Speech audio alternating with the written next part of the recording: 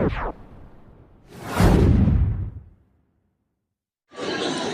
guys, for today's video, magluluto tayo ng munggo na may alokbate.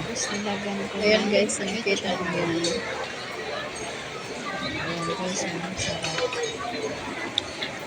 Munggo yan guys. Masarap siya pag malapot. Yan, nilagyan ko siya ng alokbate. Diba ang sarap? Lasang-lasa kasi sobrang lapot. Hindi ko alam kung pangalan niya nilagay ko. Hindi ko alam kung dilis ang tawag yan. Hindi naman yung dilis, pero nilagay ko siya kasi walang ibang sawa guys. Ayan. Kung maliliit. Nakikita ko yung kabang chicharon. Nilagyan ko lang ng cubes pangkalasa. Chicken cubes, pangkalasa ng gulay. So, ayun guys, oh. Dilis Sarap, diba? chicharon.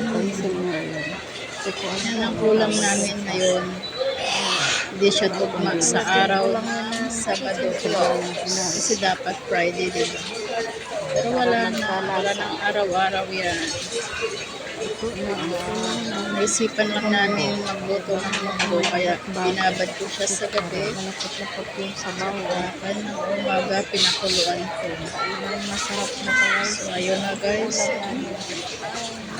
Malapit na. Hindi tugma sa araw ng Sabado. 10 minuto na lang. Matitikman ko na ang nilutong munggo. So, tikman natin. O, diba? Ang sarap. Malasa siya. Ito ang lasa. Ang ibabaw yung pork chicken. Guys. Pork chicken. Chicken cubes.